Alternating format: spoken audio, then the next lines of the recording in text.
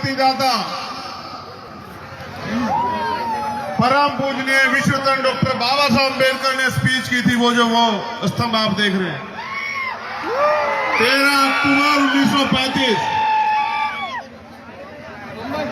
आज एक विशेष अवसर पे मुझे यहां आने का मौका मिला। मैं सर्वप्रथम तो आप सबका धन्यवाद देता हूं। यहां की तमाम भीम आर्मी आजाद समाज पार्टी की टीम, यहां के आयोजक कमेटी, अमोल जी, संदीप मौर्य जी, बंटी जी, मंगेश जी, किशोर जी, हमारे भीम आर्मी के प्रदेश संयोजक सीताराम गंगावने साहब, हमारे आजाद समाज पार्टी के प्रदेश संयोजक प्रदेश अध्यक्ष सुनील वाकेकर साहब, हमारे सीनियर नेता अवेश साहब, अविनाश साहब, हमारे मुंबई के प्रदेश के अध्यक्ष जो यहाँ पहुंचे, उनके साथ उनके जो तमाम साथी पहुंचे, तमाम जिलों के जो लोग पहुंचे, उनका बहुत बहुत धन्यवाद। जैसा कि 1935 से 2022 तक बाबा साहब अम्बेडकर के दिखाए रास्ते पे चल के हम लोगों ने भारत में बहुत कुछ अर्जित किया है। वही आज भी हमारे संत गुरु महापुरुषों का जो सपना था, बौद्ध में भारत का सपना, बेगमपुरा राज का सपना, मानवतावादी राज का सपना, वो भी अधूरा।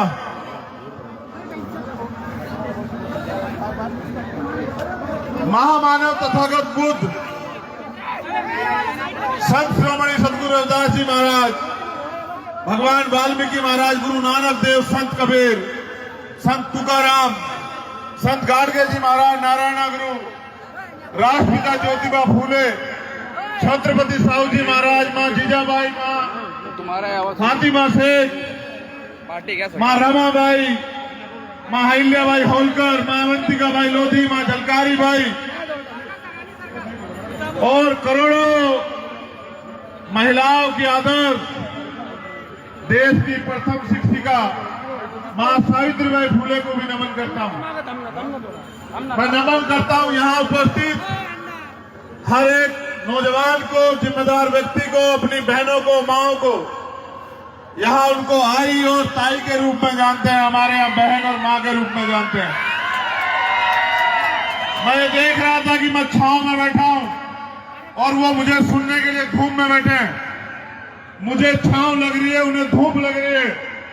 एक बार तो मेरा मन था कि मैं वहां चला जाऊं, फिर मैंने सोचा कि चलो, ये छांव और ये धूप तो हजारों हजारों साल से हमारे लोग सह रहे हैं। हमारे लोग तो भूखे पेट भी रह के जो है इस भारत की धरती पे लड़ रहे हैं, संघर्ष कर रहे हैं। लेकिन जिस सपने के साथ बाबा साहब अम्बेडकर ने 1935 में संकल्प लिया था इसी धरती पे कि मैं हिंदू धर्म में पैदा हुआ, ये मेरे बस की बात नहीं थी, लेकिन मैं हिंदू धर्म में मरूंगा नहीं, ये मेरे बस की बात है। लेकिन आज हालात बड़े खतरनाक हो चले हैं, इतने खतरनाक कि आज बाबा साहब अम्बेडकर की ली हुई 22 प्रतिज्ञा को बोलने पे मुकदमे दर्ज हो रहे हैं और लोगों को जेल भेजने का काम किया जा रहा है। आज भारत में संविधान की हत्या की जा रही है, भारतीय संविधान को नष्ट करने का प्रयास किया जा रहा है। मैं यहां से उस संकल्प को तो लू ना लूं, लेकिन एक संकल्प इस धरती से मैं जरूर लूंगा। जब मैं अपनी बात को खत्म करूंगा तो मैं इस धरती से एक संकल्प लेके जरूर जाऊंगा, बाबा साहब अम्बेडकर का बेटा होने के नाते। मैं ये समझता हूं कि मैंने अपने महापुरुषों को सिर्फ पूजा नहीं, उनको पढ़ा भी है और उनको पढ़ा, उनको जाना, उनके दर्द को महसूस किया है कि किस तरह रोते हुए बाबा साहब अम्बेडकर ने अपने बच्चों की कुर्बानी देके हमारे लिए व्यवस्था की कि हम इस देश में आजादी से जी पाए। जहां एक तरफ उनके बच्चे जो हैं दम तोड़ रहे थे, वहीं वो दूसरी तरफ हमारे लिए लड़ने के लिए गोलमेज सम्मेलन में जा रहे थे। ऐसे बाबा साहब अम्बेडकर के बच्चे कितने दिन तक इस भारत की धरती में गुलाम बन के जिएंगे, ये आज सोचने की बात है। ये भी सोचने की बात है कि अगर हम सांस ले पा रहे, घूम पा रहे, क्या यही आजादी है? और एक सवाल जो सबसे बड़ा आपके सामने है, अगर आप उसको नजरअंदाज कर रहे हो तो आप बहुत बड़ी गलती कर रहे हो। भारत की धरती से जाने वाला धम, जिसको बौद्ध धम हम कहते हैं, जो दुनिया में गया, जो थाईलैंड गया, जो चाइना गया, कोरिया गया, जापान गया, और वो तमाम देश आगे बढ़ रहे हैं, वो तमाम देश बौद्ध में हो गए, लेकिन भारत में वही बौद्ध धम जो है वो अल्पसंख्यक में क्यों है? ये सवाल आपने कभी जाना? इस सवाल को आपने कभी अपने आप से पूछा? इस सवाल का जवाब ढूंढने का भी आपने प्रयास किया कि यहां से जाने वाला धम दुनिया में कामयाबी की बुलंदियों के रास्ते छू रहा है, लेकिन वो भारत में जो है अल्पसंख्यक क्यों है? उसका सबसे बड़ा कारण यह है कि जिनका राज नहीं होता उनका धर्म भी नहीं चलता।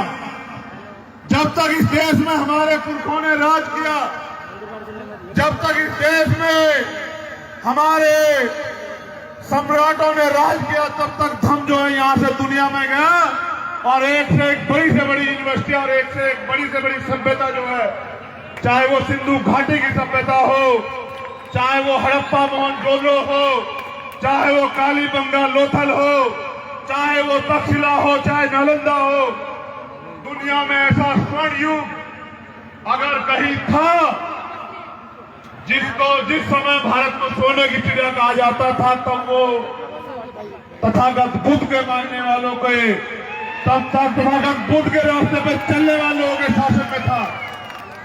जब ये देश अखंड भारत होता था, अफगानिस्तान, ईरान तक इस देश की सीमाएं थी, वो मनुस्मृति के मानने वालों के राज में नहीं था, वो बाबा साहब अम्बेडकर के मानने वाले, तथागत बुद्ध के मानने वाले उन सम्राटों के राज में था। जैसे हमारा राज चला गया, हमारा धर्म भी चला गया, और जिनका राज नहीं होता वो गुलाम होते, और आज हम मजबूरी में आजाद भारत में भी गुलामों जैसी जिंदगी जी रहे हैं। मुझे खुशी है कि हम यहाँ लाखों की संख्या में इकट्ठा हुए, लेकिन दुख इस बात का भी है कि आज भी पूरे देश में जब हम एनसीआरबी का डाटा पढ़ते हैं तो सबसे ज्यादा अत्याचार शोषित वर्ग की बहन बेटियों को झेलने पड़ते हैं।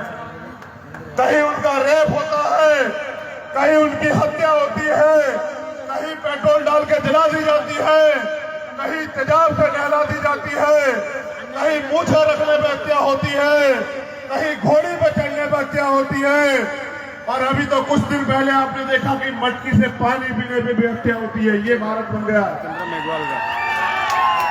ये भारत इसलिए नहीं बना क्योंकि मनुवादी लोग ताकतवर हो गए हैं।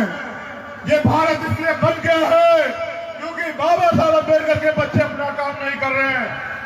जिस दिन बाबा साहब अम्बेडकर के बच्चे इस देश के महापुरुषों के, संतों के को मानने वाले जो हैं, नौजवान लोग चिल्ला देंगे, ये मनवादी बहरे हो जाएंगे। मेरा वादा है आप लोगों से, जिस दिन आप अपनी शक्ति को संगठित करके इस देश की शासन सत्ता पे काबिज हो जाओगे, उस दिन आपका धम और आपका ध्वज जो है फिर अखंड भारत बन के दुनिया के परचम पे लहराएगा और भारत फिर से सोने की चिड़िया बन जाएगा। किसी बहन बेटी के साथ अन्याय, अत्याचार, अपमान नहीं होगा। ये तभी संभव है जब महामानव तथागत बुद्ध संत रविदास जी की विचारधारा को मानने वाले लोग एकजुट होके और अपनी वोट की ताकत से सत्ता पे काबिज होने का काम करे।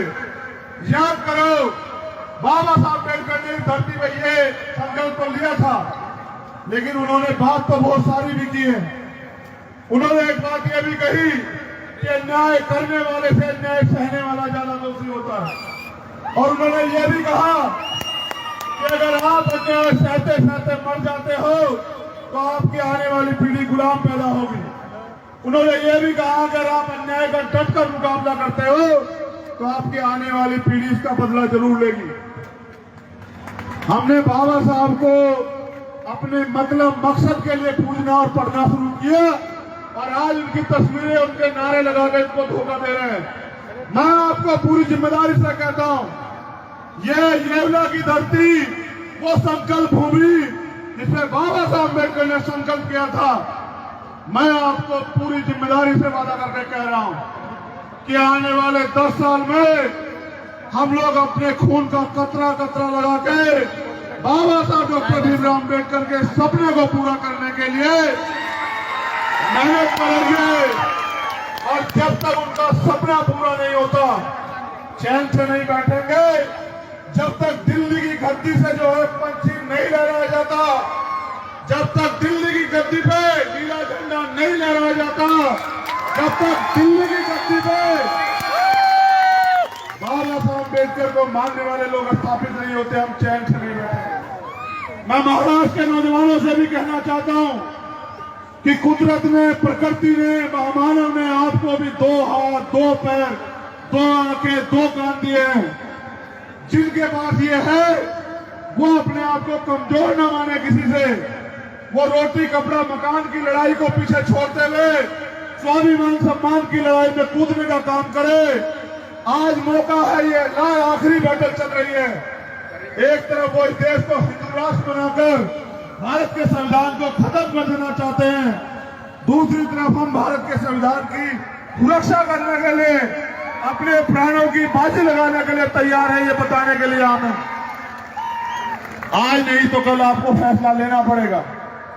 आपकी चुप्पी उनको बल दे रही है, वरना उनमें इतनी हिम्मत नहीं कि वो हमारे लोगों को कुचल के इस देश को बर्बाद कर सके। आप अपनी चुप्पी को त्याग दो। बाबा साहब का खून शूरवीरों का खून है। भीमा कोरेगांव इसका इतिहास है। जिसने देखा वो भी देख ले और जिसने नहीं जाना वो भी जान ले, और दिल्ली की गद्दी में बैठा शासक भी जान ले कि हमसे उतना ही टकराना जितना झेल पाओ। कभी कभी गलत फहमी में आदमी गलत कदम उठा लेता है।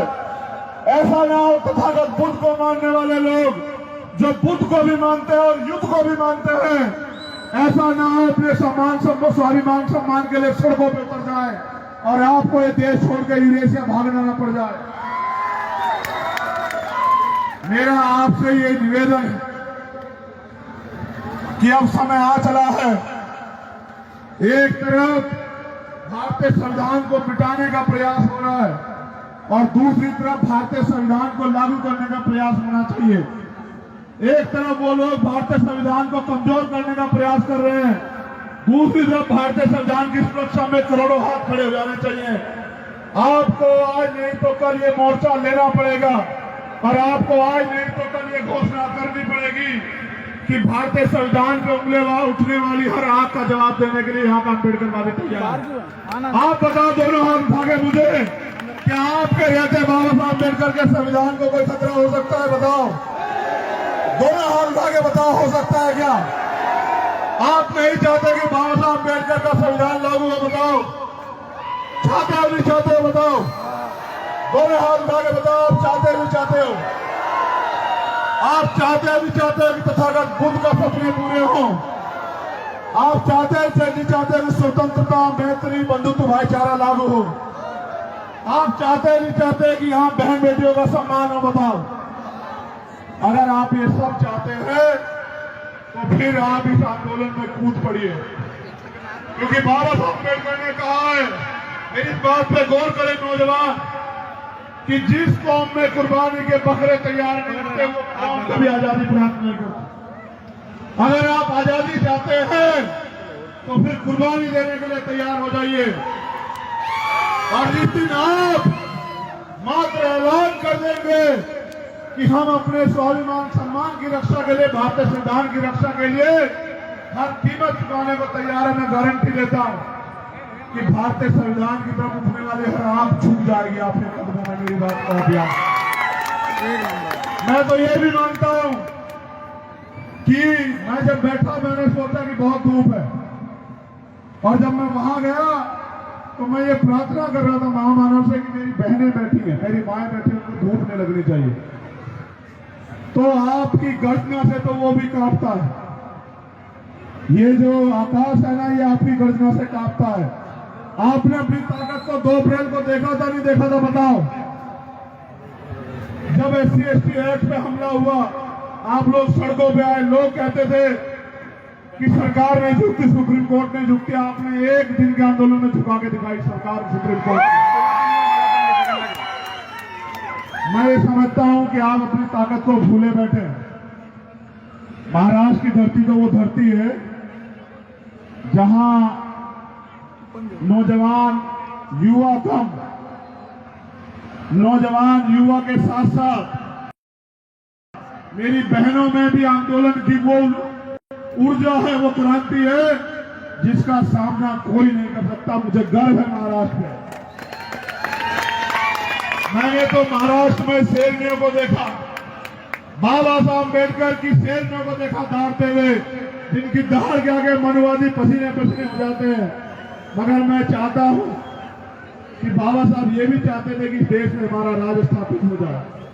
बाबा साहब ये भी चाहते थे कि हम इस देश के शासक वर्ग बन जाए। उसकी जिम्मेदारी बताओ हमारी बैठती है नहीं बैठती है बताओ? नहीं, ऐसे नहीं काम चलेगा। आपकी आवाज वहां जानी चाहिए, मुंबई तक जानी चाहिए। बाबा साहब का सपना पूरा करने की जिम्मेदारी आपकी बैठती है नहीं बैठती है बताओ? बाबा साहब जिस महापुरुष ने अपने 4 बच्चे हमारे लिए कुर्बान किए, उनकी आंखों के आंसुओं को पूछने की जिम्मेदारी हमारी बैठती है नहीं बैठती है बताओ? जिन बाबा साहब की वजह से हमें जानवरों की जगह इंसानों का जीवन मिला, उन बाबा साहब को सपना पूरा करने की जिम्मेदारी हमारी बैठती है नहीं बैठती है बताओ? तो मैं समझता हूं कि इंतजार की घड़ियां खत्म हुई। आप लोगों को आज नहीं तो कल ये फैसला लेके मैदान में उतरना है कि आप फिर आजादी से पहले वाला भारत चाहते हैं या आजादी से बाद वाला भारत चाहते हैं। अगर आजादी से बाद वाला भारत चाहते हैं तो उसकी कीमत चुकाने के लिए भी तैयार हो जाइए। मैं धन्यवाद देता हूं भीम आर्मी के कार्यकर्ताओं को कि जहां किसी बहन के सम्मान की तरफ उंगली उठती है, वहां भीम आर्मी के लोग अपना खून देने को भी तैयार रहते हैं। मुझे इस बात का बड़ा गर्व। आप अगर टीवी की जगह यूट्यूब या फेसबुक देखते हैं तो आप देख लो, आज हालत ये है कि अगर कोई किससे डरता है, सरकार भी किससे डरती है, तो वो भीम आर्मी। तो मैं आपसे अपील करता हूं कि जब चारों तरफ अंधेरा हो तो हमें चाहिए कि हम कोई रोशनी का चिराग जलाएं, और अगर हम नहीं जला रहे हैं तो जो चिराग जल रहा है फिर उसमें मदद करें। चाहे उस चिराग को रोशनी देने में मदद करें या इस चिराग की सुरक्षा करने में मदद करें। महाराष्ट्र की धरती पे बहुत मजबूती से हमारे साथी काम कर रहे हैं। मैं आप नौजवानों से अपील करता हूं, अपनी बहनों से अपील करता हूं कि उन्होंने सबको मौका दिया है। एक बार इस लड़ाई को लड़ने का मौका वो भीम आर्मी के लोगों को भी दे। एक बार इस लड़ाई को लड़ने का मौका वो आजाद समाज पार्टी के लोगों को भी दें। और मैं जब पहली बार जेल में गया और 16 महीने जेल में रहा, मैं हर एक रात ये सोचता था कि जब मुझे मौका मिलेगा तो मैं इतिहास में वो करके दिखाऊंगा जो हमारे महापुरुष सोचते तो थे लेकिन कर नहीं पाए। आज मैं देश के लाखों नौजवानों के साथ इस आंदोलन को आगे बढ़ाने के लिए काम कर रहा हूं। तो मैं उन जेल की काली रातों को तो भूल गया हूं, लेकिन जो अन्याय अत्याचार हमारे लोगों पे हो रहा है उन जख्मों को नहीं भूल पा रहा हूं। इसलिए आपसे अपील करता हूं कि आप यहां काम करने वाले लोगों की मदद कराएं और इस लड़ाई को लड़ने का मौका दें। आज आप यहां पहुंचे हैं, ये एक ऐतिहासिक दिन है। इस दिन पर मैं आपके लिए मंगल कामनाएं भेंट करता हूं और महापुरुषों से प्रार्थना करता हूं कि आपके जीवन में जो अंधेरा अभी भी आजादी के बाद बना हुआ है वो दूर हो जाए, देश में सामाजिक गैर बराबरी दूर हो और आर्थिक गैर बराबरी भी दूर हो। जो सुविधाएं अमीरों को मिल रही है वो हमारे लोगों को मिले और जो सामाजिक असमानता यहाँ है वो खत्म हो जाए। उन्हें आज के दिन की बधाई और आप सभी के लिए मंगल कामनाएं। बहुत बहुत धन्यवाद। जय भीम,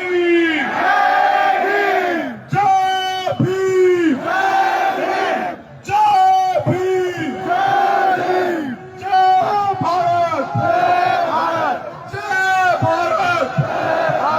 बहुत बहुत धन्यवाद। जय भीम, जय भारत।